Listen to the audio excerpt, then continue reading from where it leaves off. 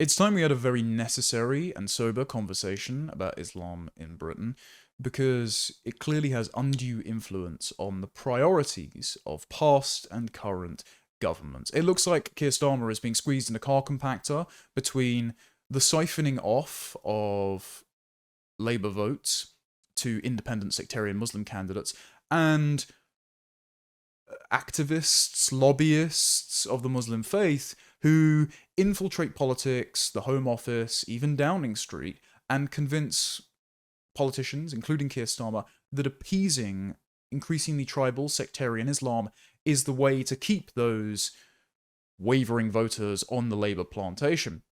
And who's left out in the cold here but the patriotic white British Christian host majority who want absolutely nothing to do with this tradition that has contempt for them. And I expressed this in a tweet sharing a clip of Fahima Mohammed and Matt Goodwin arguing on GB News with the following caption: "I'm sick of hearing about how British values means accommodating foreign peoples who hate us. I'm sick of being condescended to about my culture, history and heritage by immigrants. I'm sick of Muslim activists deciding what is and isn't Christian when they have contempt for our traditions. Stop wearing my national identity as a skin suit so you can browbeat me into paying for foreign criminals. I'm not bloody having it." It's so easy to just criminalize them and make them all when they are actually also very vulnerable. Your starting point is always, what about the rights and the sense of fairness for people who are coming from outside of the country values who are breaking our law? I'm sorry, they're not all breaking the law. They're not all breaking the law. You live in some fantasy land. No, you live in a very different land. The British culture is based on the notion of fair play, which is if people come into the country... Which is humanitarian as well, refuge. And it's also Christian for you to also not be so hostile like you and talk like you and put everyone in that sort of boat like they are. 300,000 refugees in recent years, and you're sat there saying that we are not humanitarian. What planet are you living on? I'm saying what you're saying now is not humanitarian. What, that we should control our own borders? That's not right. I'm saying that we should obviously control our own borders. Right. No one's saying that we shouldn't. You are. But the way you're saying it, you're taking me out of context. I'm saying the way you're saying is that when they're coming in, or if they're coming in, they're all criminals. They're all wrong. They're all going to do something. They're all taking our money. They're all there because they just want economic sort of gain. It's not like that for everyone. And even if they want to, they want a better life because their houses, their countries are being bombed. Their countries are being bombed. Then countries safe for legal routes. Don't break the law. So easy for you to say when your family is not being, bombed and they're not actually being asked to pay for the crisis. I'm a taxpayer. So I work hard. Everyone watching this show. So am I. Right, so why should those people be asked to spend billions of pounds every year on a crisis that their leaders refuse to fix? Well, then it's not their fault. It is the politicians' fault to get it right and to get those processes right. So let's fix the crisis. Yes, the crisis, but don't just blame the sort of migrants that are coming. It is to do with the politicians and people like yourself who are in these kind of, big sort of parties that are putting the blame on the wrong people. Now, as you can see in that clip, Fahima Mohammed is sort of ducking and weaving to find a gap in Matt Goodwin's armour and just trying to press any buttons that she thinks will cause him to submit and agree with her. This is why she says it's not the Christian thing to do for you to deter thousands and millions of fighting-age males who are just here for economic opportunity, despite herself not being a Christian, because if she believed in the Christian thing to do, she wouldn't be wearing a hijab. And also how British values, condescended to by an immigrant who has nothing but contempt for our traditions, how British values means accommodating all of those millions of strangers who have nothing but contempt for our way of life.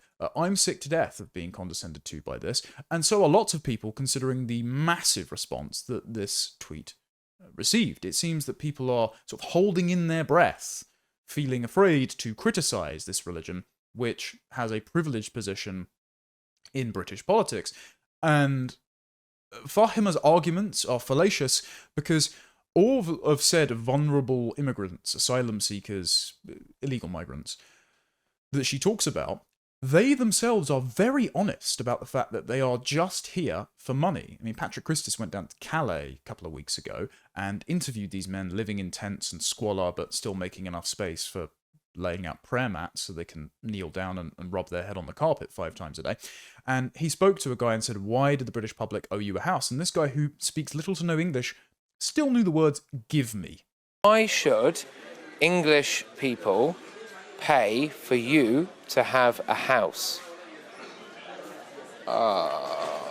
Maybe they give me house, they give me anything I can need, they give me. Just give it. Yeah. Why? Because people in England is perfect. Oh, so you think we're all rich people? There's also the account UK Aesthetics, run by my favourite independent journalist and anonymous Twitter poster, Kunli Drukpa, who posted this video of a Pakistani Deliveroo driver, because of course, saying that England is a depressing place, but he's not going home anytime soon because he's here for money and then might go home some point in the future. Excuse me, my friend. How long have you lived in London? Yeah, 2 months. 2 months? Yeah. And are you enjoying your stay here? No. You don't like it here, no?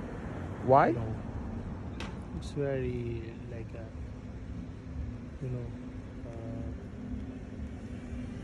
what would you say it's like? like depression's very. Depression? Yeah, much more. You rather Full be of back depression. home? No, but it's very difficult to go. What back. country are you from? May I ask? You're from Asia. From? Asia. Where in Asia? Asia, Pakistan. Oh, Pakistanian. Yes, Yeah. Nice place. Yeah, And you came here and you're finding it very depressive. yeah, very. Do you have any plans of going back home? No, not right now. You're going to stay here in the depression. Yeah, have to be survive here. Why not stay in your own country and make money? Yeah, have to be survive here, then go back to the country after some time. After a few months. Yeah, after Well- some time, in a while. These people are open and honest about just being mercenaries, and so I captioned that video with, why is this man in my country? Why am I paying for him to be here? What it is a kind of redistributive jizya, you know, the tax that was levied on Jews and Christians living in Muslim lands in the 7th to 13th century. And the jizya has now been enforced upon the white British host population by their own government, some of whom are Muslims, but some of whom are limp-wristed liberal collaborators who believe in the ineluctable power of British values to unleash a latent egalitarian blank slate nature and turn even the most ardent jihadist into a peaceful and prosperous net tax contributor. This accommodation of their culture and this subsidising of unproductive, low-wage migration, 95% of visas given out since 2021 to the largely third-world migrants are given out to non-net tax contributors. How is this not a kind of redistributive jizya from taxpayers to largely non-tax contributors from the Muslim world? How is that not a form of jizya inflicted upon us by our own, at least ostensibly, non-Muslim government? And this is why none of us believe that all of these men are in dire need. I mean, one guy, he's an Egyptian-born fisherman, that's Ahmed Ibid, was just arrested because he was given benefits and housed in a apartment in Isleworth in southwest London after he illegally crossed the channel in a small boat with his wife and his young daughter. And he was then able to apply for asylum, despite previously serving a jail sentence in Italy for drug trafficking. So we're just, stockpiling foreign criminals yet again. And from that house, he masterminded a £12 million people smuggling operation, transporting people to Europe from Libya, about 3,800 people, on overcrowded fishing vessels. And his clients were charged £3,300 for the crossing. So we are paying the bed and board and benefits of illegal immigrants who come from safe countries. I mean, Egypt is not a desirable country to live in, but it's not currently at war. And they then mastermind further people smuggling operations to bring even more over, because they know that, like the guy sitting in the Calais camps, like the Pakistani chap who is earning next to nothing and paying no tax and spending all of his disposable Deliveroo income on brand new sports apparel in the emerging monoculture of the UK aesthetic, which is just, Nike tracksuits and JD Sports trainers. These people know that Britain is just giving them money and that they can take the public for fools because their politicians are actively selling them out. They all know this. They are open about it. They mark it, as I helped GB News break the story in August 2023. They mark it our girls on nights out, filming them without their consent or knowledge, drunken and in states of undress. They market them in videos alongside videos of men being smuggled across the channel in small boats or breaking underboard offences in Europe to Algerian and Moroccan prospective illegal migrant clients. It was only recently that the government took action on this in April's illegal migration summit, where Meta and TikTok committed to taking these videos down. But the Home Office knew about this in 2023 when we broke the story and had still done nothing to stop it. Illegal immigrants, according to the Telegraph investigation, are making £500 a week doing Deliveroo, Just Eats, and Uber Eats jobs. One hotel, according to the Daily Mail, in London, housing illegal migrants, has had the fire brigade called 6 times because the e-bike batteries for these delivery drivers keep catching fire. These people are not meant to be working in this country. These people shouldn't be in this country in the first place. They should be deported. But we are paying an increasing amount of money. It was $14.4 billion in 2023. It could be, according to Nick Timothy, up to $32.7 billion as of this year, to house these people who contribute absolutely nothing economically or culturally to this country. Why is this happening? Well, for those who don't know an awful lot about Islamic doctrine and history, here's an instructive passage from Tom Holland's book, In the Shadow of the Sword. It's a good introduction to the ancient world. And if you're wondering why Muslim men seem so keen to migrate to other countries, you can learn a lot from the story of Muhammad's migration from Mecca to Medina. And this is called the Hijra. So I'm just going to read this passage. Does that mean then that the story of a single dramatic flight there to Medina, the Hijra, is simply based on fact? It is notable, certainly, that the word itself does not appear anywhere in the Quran, and, as with so many details of Muhammad's biography, all references to the Prophet's escape to Yathrib are frustratingly late in origin. Reason enough, then, perhaps, to be suspicious and to wonder whether the whole notion of emigration might possibly have had a significance for the Prophet and his followers that subsequent tradition has obscured. Memorable the story of the Hijra may be, and yet there seems to lurk behind it the hint of something more seismic. In the Quran, emigration is cast as a duty incumbent upon all believers, no matter their circumstances, no matter their location. I'm going to read that sentence again. In the Quran, emigration is cast as a duty incumbent upon all believers, no matter their circumstances, no matter their location. Far from alluding to a single journey into exile, whether to Yathrib or anywhere else, it seems to imply a call to arms that is all-embracing, universal, and unbounded by time or place. Anyone who migrates for God's cause will find many a refuge and great plenty in the earth. So these men, driven by Islam, their unwavering conviction in the most doctrinaire and liberal interpretations of it, as Fatima Muhammad seems to cling to, considering she appears on Iranian state-funded TV. Funny how GB News think the likes of Carl Benjamin and occasionally me are too right-wing to have appear on an Ofcom regulated channel, but someone who appears on the Iranian government's TV station, that's just fine and dandy. Anyway, presumably she clings to the interpretation of Islam that is written by the Quran and probably the Hadiths. Therefore, she knows that emigration, migration to the non-Muslim parts of the world for plunder and to spread Islam by the word, and hopefully not the sword, is a kind of unspoken sixth pillar that you have to live up to. It's the Christian form of evangelization, except where Christians do it by persuasion and social activism, Muslims, as Ayan Hirsi Ali has pointed out many times, do it through dawah, this sort of soft, insidious, ideological infiltration of Western nations. So, of course, Muslims are moving through legal and illegal means to Britain with the intent to openly prey on British women, take from the taxpayer coffers of Britain's largesse as non-tax-paying illegal migrant Deliveroo drivers, and their apologists in the media are encouraging this by saying to the British people who want to be polite and respectful that it is the British and Christian thing to do to accommodate all of these foreign Muslim mercenaries.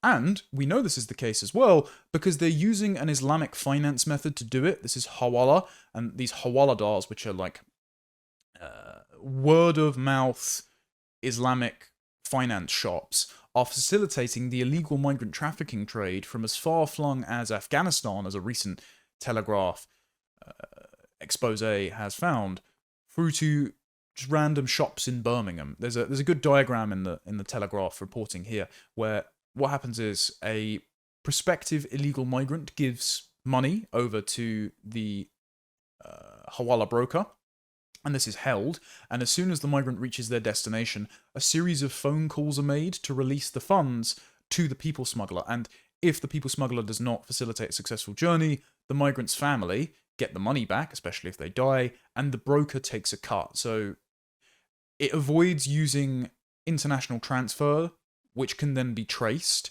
and easily shut down.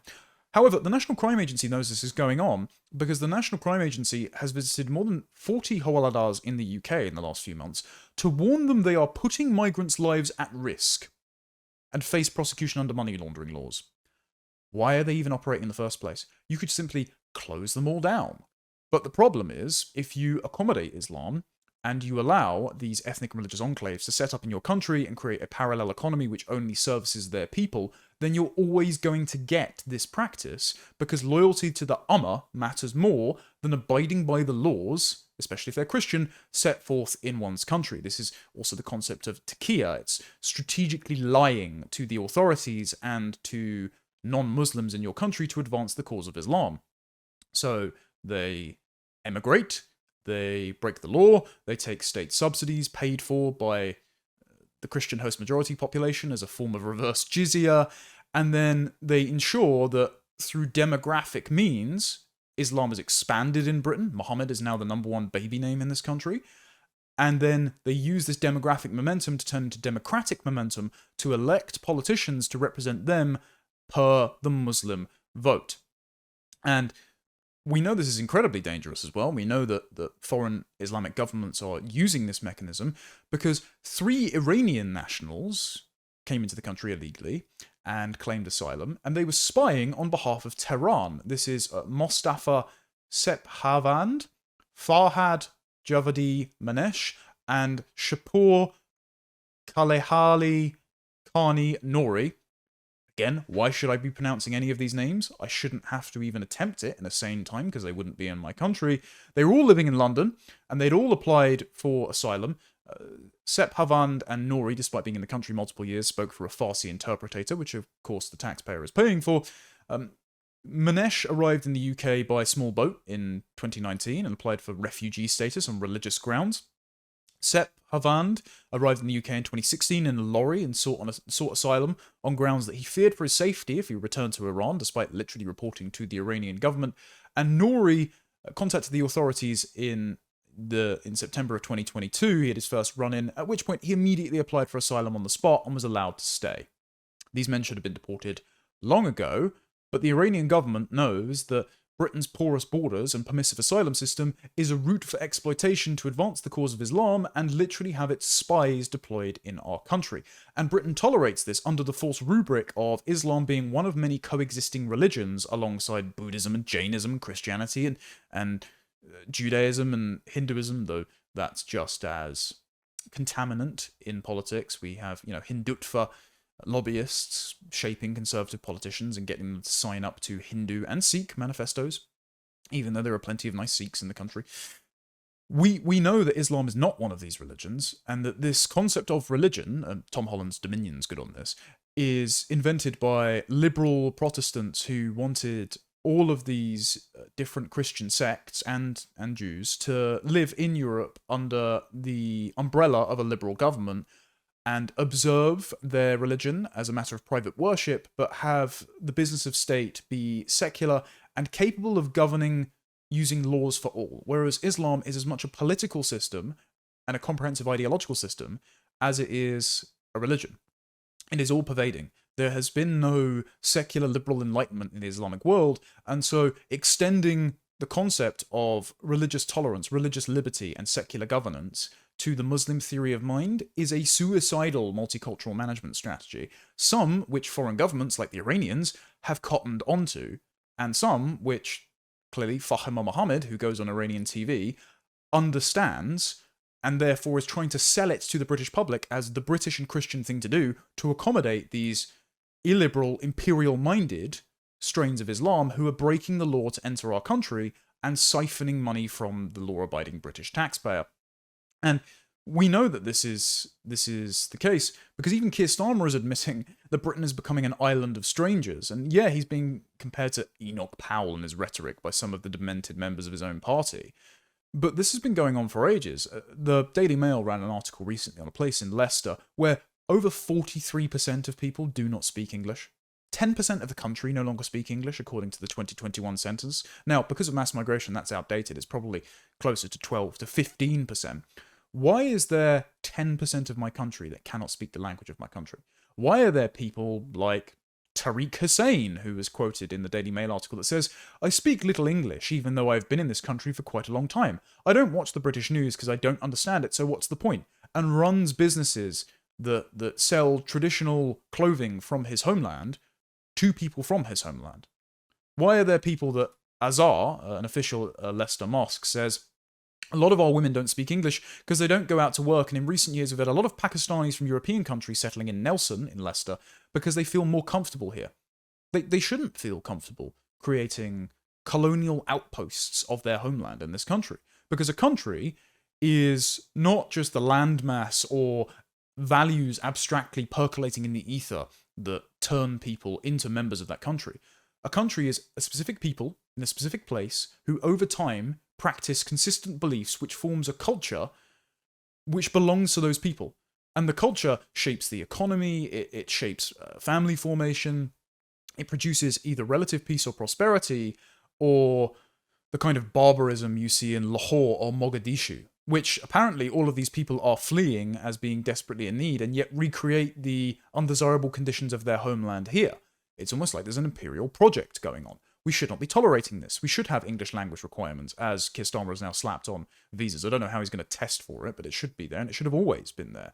It should be the case that non-net tax contributors do not stay in the country. It should be the case that we should prohibit immigration from places that are not culturally compatible with Britain. We shouldn't allow people from Commonwealth countries like India and Pakistan to automatically vote in British elections and shape our foreign and domestic policy priorities. We should not have mosques that don't broadcast in English. We shouldn't, frankly, have mosques in the country. I'm not one for religious tolerance at all. I'm very much of the opinion that because we're a Christian country, we should just be explicitly Christian. We shouldn't have sectarian faith schools. We shouldn't allow the niqab. We shouldn't allow halal slaughter.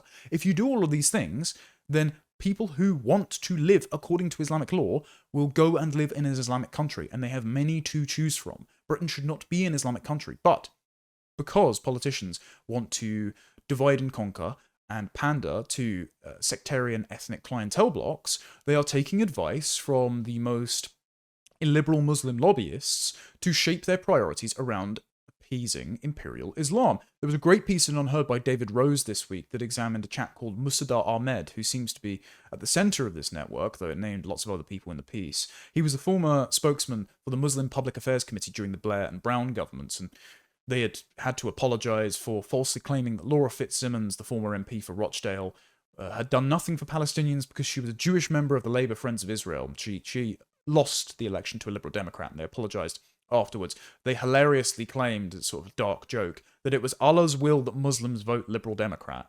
I mean, if there's ever a statement that needs to go on the UK aesthetics account, it's certainly that one. Well, Musadar Ahmed now leads the Concordia Forum. They interviewed Nelson Mandela's grandson, Mandla, who was banned from Britain for supporting Hamas, and a Pakistani-American theologian, Yasir Qaidi, who has defended, among many figures, a Holocaust denier and a member of the Taliban. And yet, this guy set up, and Starmer attended, an iftar in 2024, where Starmer pledged to deal with the sickening rise in Islamophobia, as was defined in the 2019 Islamophobia definition set forth by the All-Party Parliamentary Group on British Muslims, co-written by Wes Streeting, the now Health Secretary in Starmer's government, and Hope Not Hate, the lying communist activist group who keep popping up in these stories. Starmer was in Jeremy Corbyn's shadow cabinet when the Labour government officially adopted this, and it has since become a priority by Angela Rayner, who is the Deputy Prime Minister and the Minister for Communities, Local Government and Housing, to create an Islamophobia Council with 5 members, chaired by Dominic Grieve, the former Conservative Attorney General who wrote the foreword to that Islamophobia report, to crack down on Islamophobia and anti-Muslim bigotry. This is despite the government's faith advisor saying that this definition violates the Equality Act. Well, they're still trying to get a legal workaround around that, but they are insistent on having an Islamophobic blasphemy law enforced from the top. And we spoke about last week how the government and the courts are already enforcing that de facto, but they now want it de jure. They want it on the books. Well, on the 17th of February 2025, at the height of the grooming gang scandal, thanks to Elon Musk, Sam Bidwell, Max Tempers, Charlie Peters, and a bunch of others bringing this to global attention, Ahmed unveiled a Concordia opinion poll that said most British Muslims thought grooming gangs should be given more support and were deeply concerned about them. But then he went to editorialize and said, these findings reinforce the reality that misinformation about Muslims in Britain is rife and unjustified. The recent attacks conflating Muslim communities with grooming gangs is simply unfounded. We know that's not the case. Even in Ella Cockbain, the academic that The Guardian trots out anytime a grooming gang story gets too hot to refute it, even in her sampling, 80% of the perpetrators were Pakistani Muslims. In my data that we've covered in a previous week, Pakistani and Asian, so subcontinental, not Japanese, men are represented 2 to 4 times their share of the population in child sexual abuse offences. So it is a fair thing to say that the majority of the perpetrators in the grooming gang specifically are Pakistani Muslim men, but the likes of Ahmed wants to deflect from this fact, and he is given a seat at the table in Downing Street because the next day, after launching the poll, was Stephen Timms, who is the disabilities minister, who was stabbed by a jihadist, yet still insists on collaborating with Muslim organisations, and Naz Shah, who is the former Communities Shadow Secretary, who liked and retweeted an Owen Jones parody account which says that the raped girls of Rotherham need to shut their mouths to the good of diversity. He launched the poll with them. The next day, he was sat in the state dining room at number 10 for a round table between Muslim leaders and Keir Starmer himself that marked a reset to see the government build stronger partnerships with Muslims. 10 days after that is when Angela Rayner set up her working group. Now, one of the members of Angela Rayner's working group is Akila Ahmed, and she launched in March the British Muslim Network to promise that British Muslim perspectives and experiences can engage with and shape policy. Advisors include the former Tory peer Baroness Sayeeda Vorsi, who is also on the all-party parliamentary group on British Muslims, who proposed the Islamophobia definition. The definition is as follows. Islamophobia is a kind of racism rooted in racism that targets Muslimness and perceived Muslimness. It's as circular and self-referential as the what is a woman definition that was kicking around at the height of the trans madness, and is purposefully a broad net that allows them to ensnare critics of Islam in blasphemy charges, while letting the most illiberal strains of Islam escape scrutiny. It is the peak of the phrase, for my friends everything, for my enemies the law. Akila's co-chair of the British Muslim Network is Qari Asim. He got an audience with King Charles at Buckingham Palace in February, signing the Reconciliation Accord with Jews. Qari Asim is a trustee of Hope Not Hate's Charitable Trust, who again co-authored the all-party parliamentary group on British Muslims' Islamophobia definition, and who employ former Nazis, now members of the British Communist Party, Matthew Collins as their head of research, who praised Stalin's Red Army at a Hope Not Hate event in 2013. Qari Asim had also been fired as Michael Gove's advisor on Muslims when Michael Gove served in the same position in the former Conservative government as Angela Rayner, because he supported protests against the film about Muhammad's daughter, The Lady of Heaven, where loads of Muslims gathered outside Cineworld to intimidate staff members into not airing the film. The article also mentions organisations like MEND and the Muslim Council of Britain, the latter of which is banned from engaging with Whitehall, but Stephen Timms still went to one of their dinners recently, seeming to violate the ban, but facing no consequences.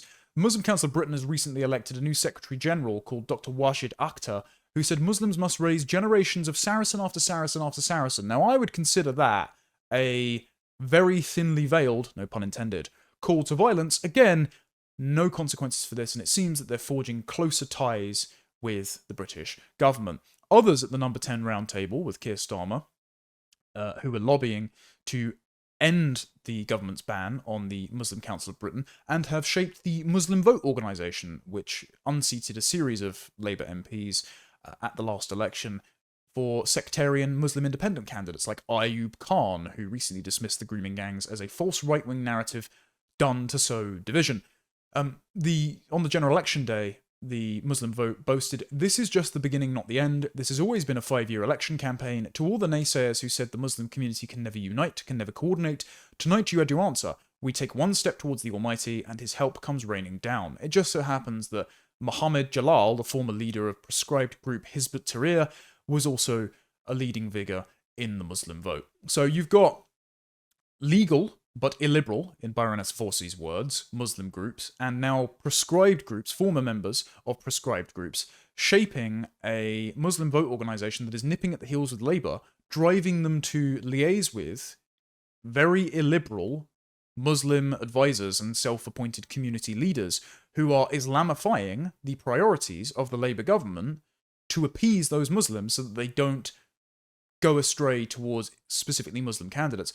So the government is bending over backwards to accommodate Muslim interests. The immigration system is importing millions of illiberal, non-tax contributing Muslims, and then people who go on Iranian state-funded media when the Iranian government is exploiting the illegal migration system to deploy its spies here, they are acting as apologists, telling us it is the British and Christian thing to do to accommodate these people. I think this is a clearly insidious act of ideological dawah that is slowly morphing the UK by demographic, cultural, and democratic means into a Muslim country. Well, the white British Christian host majority and some of their friendly minorities who have actually fled Muslim persecution, like Maya Tusi from Iran and Ayan Hirsi Ali for Somalia, they don't want this to be the case, and they suffer a complete lack of representation. And as of yet, other than the likes of Robert Jenrick, Nick Timothy, Neil O'Brien, Katie Lamb, and Rupert Lowe, little if any politicians are brave enough to speak about this. But as this issue increases in salience, eventually they're going to have to. And so they're going to have to drop their cordon sanitaire that prevents them from being excluded from polite London dinner parties.